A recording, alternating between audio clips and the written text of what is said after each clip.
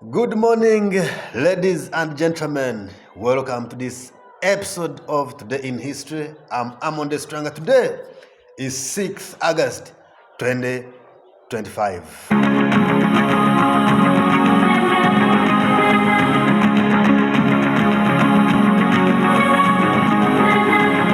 All right, today we are looking at the Second Congo War, which was in 1998. 6 August 1998, it is when this war escalated, and a war which was a demonstration in Congo became a regional war, and later a continental war. That's what we're talking about in our Today in History.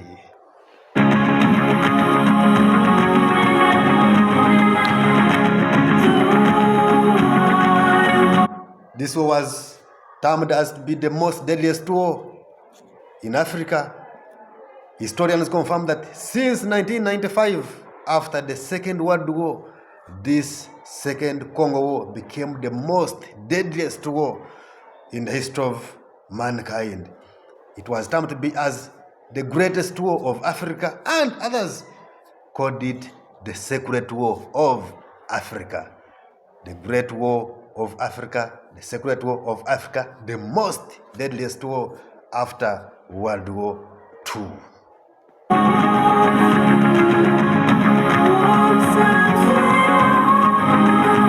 It may be difficult to talk about Second Congo War when you don't know what was the First Congo War. Let us first talk about the First Congo War, and later we shall see what was in the Second Congo War. The First Congo War, ladies and gentlemen, we can trace it from the 1994 genocide of Rwanda, which started in 1994 and led to many people running away from Rwanda and entered in other countries, neighboring countries, especially Congo.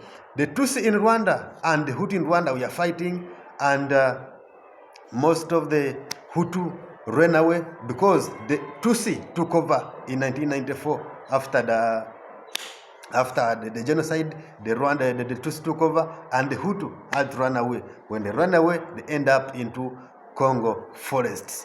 While in Congo, the government of Rwanda under President Bizimungu blamed the government of Congo, which was under Mobutu Sese Seko, that they were hiding the rebels of Hutu who were there and they had run from their country. Remember, the genocide had claimed over 800,000 to 1 million people had died.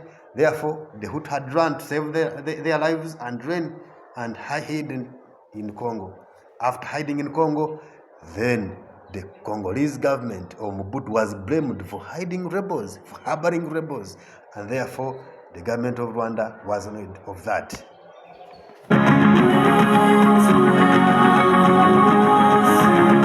What happened?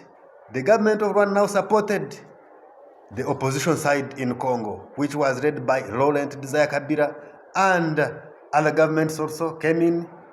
Ugandan government came in on condition that they had come to secure the Congo-Uganda borders, that possibly the rebels could come from Congo and enter Uganda. So the Ugandan government said they had come to stop the fighters from crossing borders to come to our territory.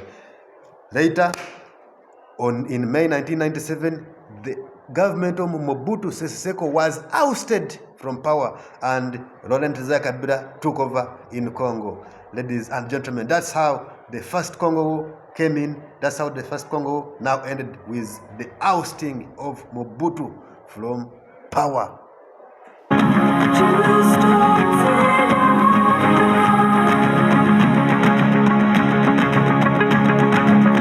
The fact that the Rwandan government had supported Laurent Kabila, then the government of Kabila now, Desire Laurent Kabila, started recruiting some Rwandans, some Tutsi people in the forces of Congo. Now, the people of Congo, the citizens, we are surprised that why are we recruiting Rwandans in our army? So they were blaming the government of Congo for having been coward, that since they helped you now, you are making us to be coward. You are recruiting the Rwandan soldiers, and they are the ones taking over the charge here. No, they were not happy with it. They started demonstration, they started fighting, they wanted to chase away the government of Desire Kabila. What Desire had to do, it was to make sure that he gets these people away from his government. He ordered all Rwandans who are in Congo to leave with immediate effect, ladies and gentlemen, and they had to leave, and they left. After leaving, again, the Rwandan government was not happy with that, because their people were chased from Congo, were chased from the military, and now what could happen? Escalation started. The Rwandan government now started again fighting against the Congolese government.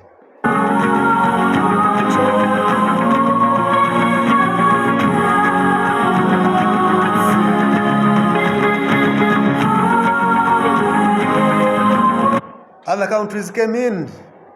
Angola also had to participate to support the government of Desire Kabila. Why? Because there was interest that other rebels from Angola, the UNITA group led by Jonas Savimbi, was also fighting in Congo Forest, trying to attack the government of Angola. Zimbabwe had economic dealings in Congo, and Robert Mugabe also was in the war silently. The same thing to Namibia, the same thing to Zambia, and other countries, ladies and gentlemen, like Burundi was also inclusive in this war.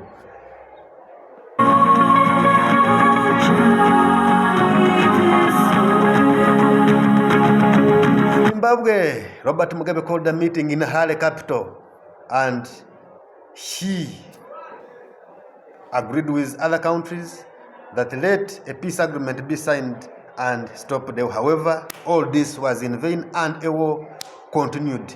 In 2001, the government of Laurent Kabila, Desire, was also ousted from power, and Kabila was killed. It is said that the bodyguard is the one who shot him, and he lost life like that.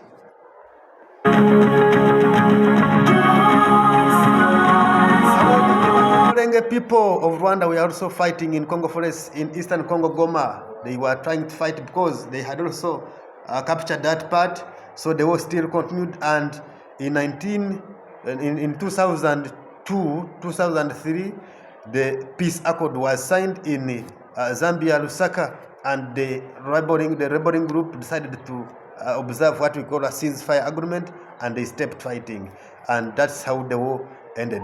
It is a long story, it is a big story, but as you know, here in today in history for us, we tell you what happened. Possibly we bring a little hint of it, but it was a great war, and it is said that about 3 million people lost their lives in this second Congo war, and even the first Congo. So on 6 August 1998, that's when Rwanda got involved in the war. That's when Uganda also got involved in a war of securing borders. That's when other countries also, like Angola, declared that they are going to participate in the war, because Eduardo Santos of Angola wanted to defend, wanted to make an offensive of the rebels of Jonas Savimbi, not enter Angola, who were in Congo Forest. Ladies and gentlemen, I thank you for watching, thank you for listening, thank you for everything, thank you for liking, thank you for sharing. TikTok, YouTube, we are there. I'm Modest Strong.